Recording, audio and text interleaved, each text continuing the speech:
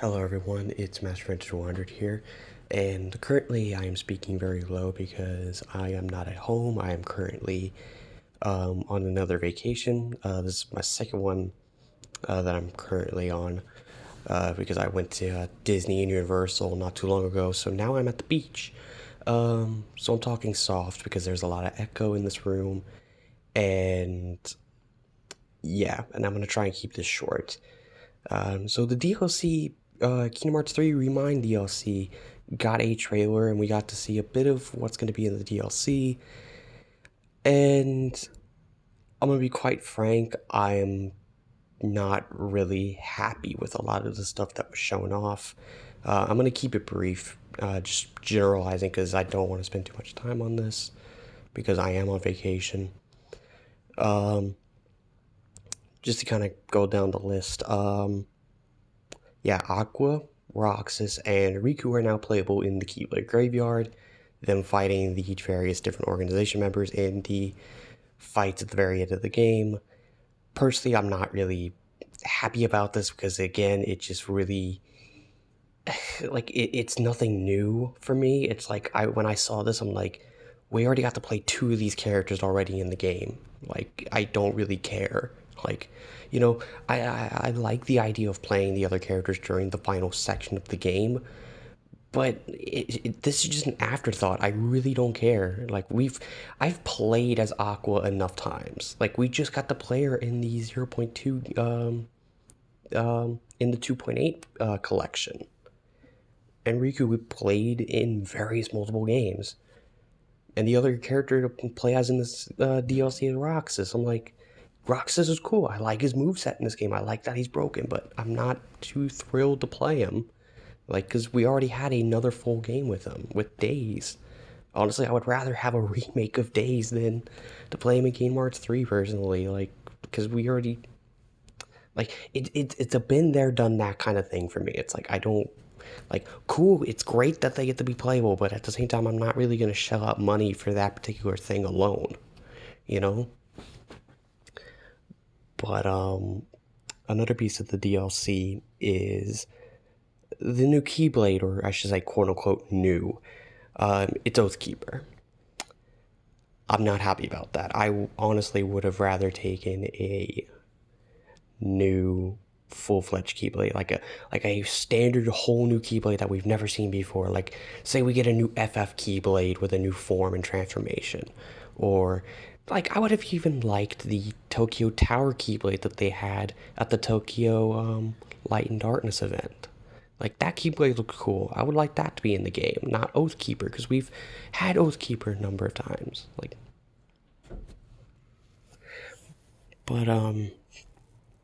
Like personally, like, I'm just not that thrilled to play with Oathkeeper again. And if this is the free DLC that we're gonna get, and it doesn't come with the paid DLC, again, that to me, that's just another slap in the face. I'm just like, why? Like, why? Like, I'm just questioning why. Like, I like the move set that Oathkeeper has. I really do. But the thing that just turns me off is it's Oathkeeper. Like, I don't hate Oathkeeper. I want to preference that. I don't hate Oathkeeper. I just don't like the factor of we could have gotten something completely brand new. And the form isn't really anything that insane in terms of its look. It's just, it looks like it's got the Oathkeeper teeth on his pants, and it looks like they kept the same color. Like, for ultimate form. Like, it looks like an ultimate form just changed it's got more silver and gray. Like, silver or gray and a changed pattern.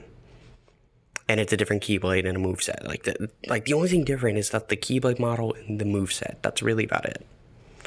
But yeah, I'm just not really that thrilled. In terms of the story bits, I am really scared about the Young Xehanort one. If that is truly Master of Masters, that's a really big problem, because honestly, that leaves me the question of what was the point of Lushu's whole mission at the end of the day. Same thing with Zigbar. It's like what was the whole point with that if the Master of Masters is just here? You know, it's like that. It just feels kind of underwhelming for Lushu's character. Another thing that really, like, really aggravates me if this ends up becoming true, which I hope it doesn't, is Xehanort's eyes are silver in this cutscene, which inherently makes me think this is the past. Like, this is during, like, before KH3 happens.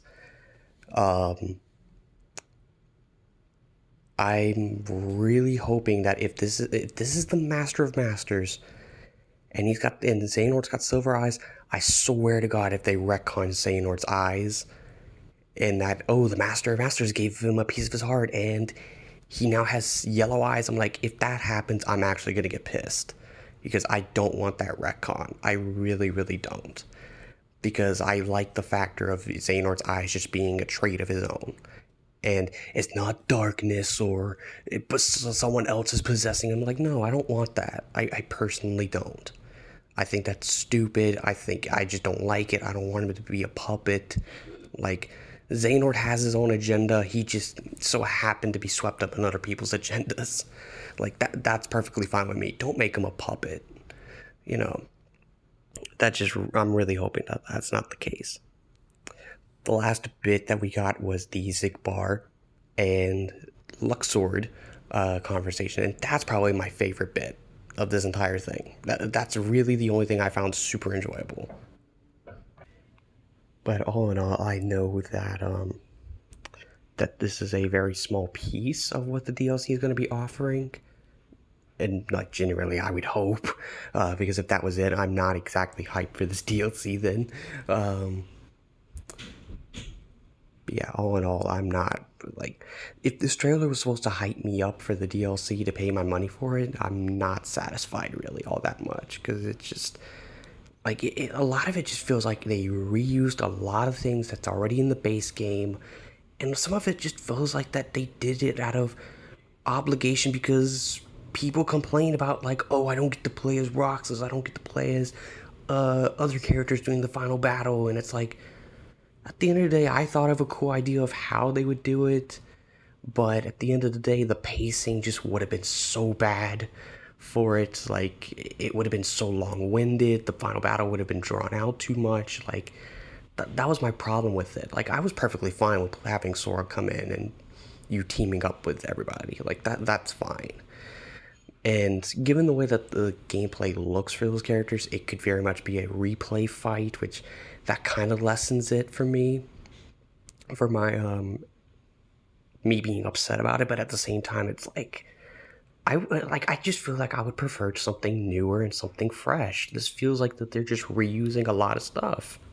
Maybe this is just a section of what this is all the stuff we're reusing, and the next trailer, maybe at E3 at their conference, is gonna be like, here is the new mysterious figure of the game. Here is newer bosses. Here's Sephiroth or something. You know, I just really hope the next time we see the DLC, most likely at E3, it just it does better, because personally I'm not really that excited for this DLC right now, because I'm kind of like the trailer left me with, at first I was excited to get to finally see what it was, then I was left puzzled, then I became confused, and then I became super upset and super pissed off at what this is. But all in all, I want to see more before I cast judgment of, yeah, I'm not paying my money for this. I want to see a little bit more. I need to see more information. I want to see what's in the DLC. Maybe another trailer at E3 at the Square conference. Just because, like I said, if this was supposed to hype me up, it didn't.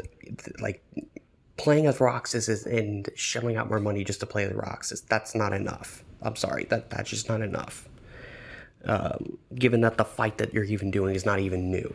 You know, it's a replay fight at the end of the day. So, all in all, I kind of, it feels like I have a bad taste in my mouth a little bit. I don't want to be negative, but, like, honestly, I'm super positive on the base game of Kingdom Hearts 3, and this is pretty much the only thing I found super, super negative. Like, the base game of the game I felt was fine. There's some things I could pick out and not really like, but I can get over it, or it could be easily changed with updates and such. But here, I'm just like, yeah, I'm not excited. I don't know why. I'm sorry if people are going to watch this and be upset that I'm not excited for it. But yeah, I don't know what to say. I hope the next trailer, hopefully, or then more information comes out, and I'm more happy about it. I'm really praying for it. But yeah, I think that's all I just wanted to say. Um, until we get more info or until we see another trailer, hopefully, I'm Master Venge Wonder. Signing out till next time. See everybody. Have an awesome day.